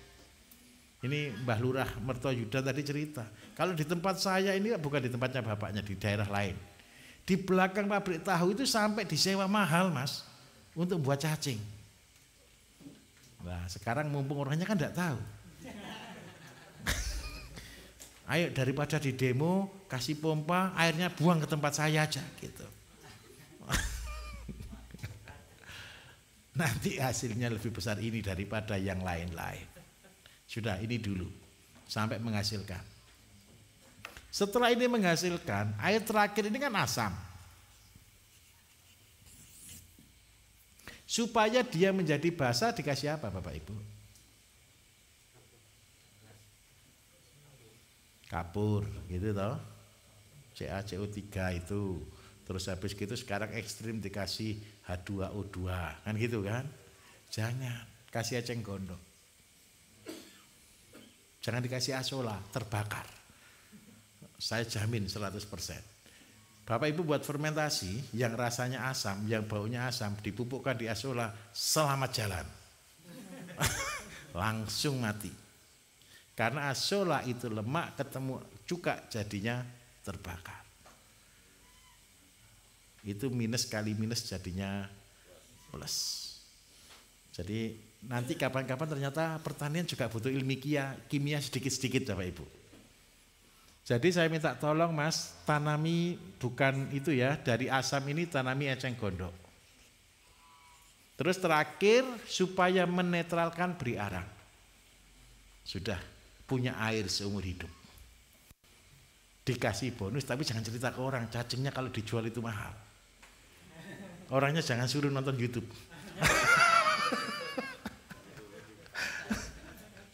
Cacing ini mahal sekali Bapak Ibu. Satu kaleng itu 40.000. Bahkan di Jawa Tengah 45.000. 1 meter persegi setiap 2 minggu menghasilkan 2 kaleng.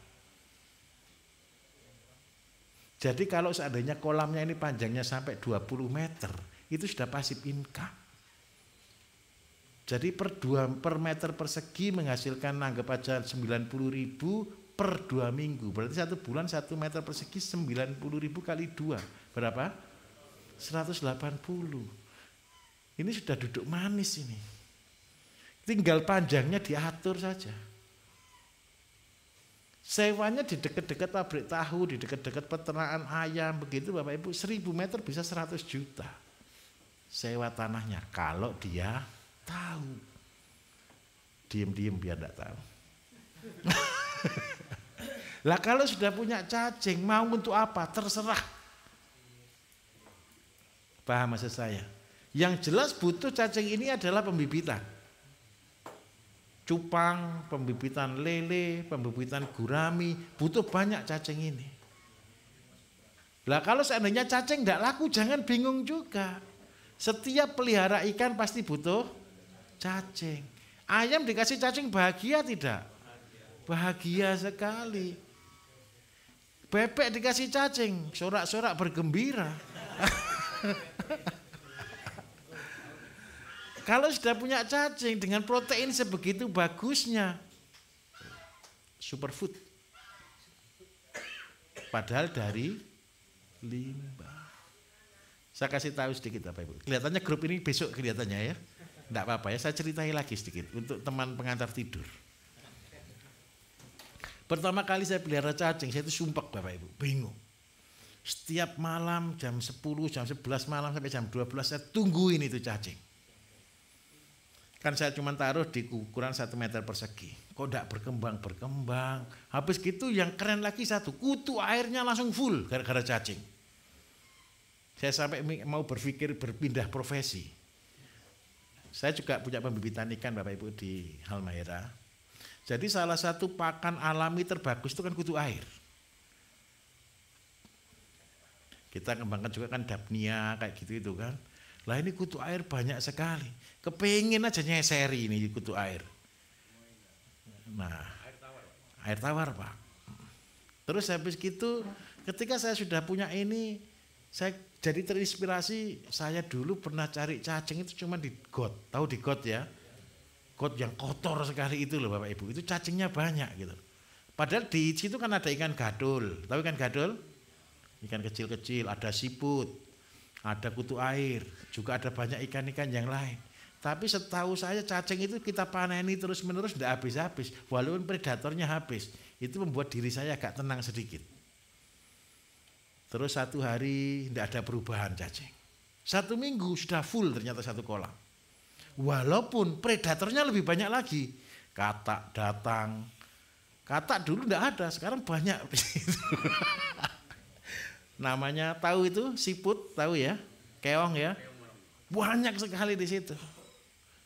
Nah, akhirnya dalam hati saya sudahlah, wong cacing ini kan hama, betul enggak kira-kira? Bagi manusia cacing itu parasit atau menguntungkan atau merugikan? Bagi manusia, kan enggak enak kan, cacingan gitu kan? Akhirnya setelah saya biarkan, saya mulai ikhlas sudah. Dan saya bersyukur ternyata memang dia dimakan oleh yang lain, tapi dia bertumbuh kencang luar biasa. Besok saya akan kasih teori khusus ini. Bagaimana kita membuat supaya predator itu tidak tahan. Akhirnya kotoran sapinya saya perbanyak supaya amoniaknya lebih tinggi sedikit. Cacingnya bahagia, kutu airnya tersisih ternyata. Nah, tenang saja, besok kita belajar sama-sama. Itu hari terakhir tapi sayang. Oke Bapak Ibu, selamat malam. Terima kasih atas semuanya. Wassalamualaikum warahmatullahi wabarakatuh. Sudah pas jam 1:29, saya tidak korupsi waktu. Karena Pak Potro sudah di belakang Bapak Ibu itu sudah mengingatkan itu tadi.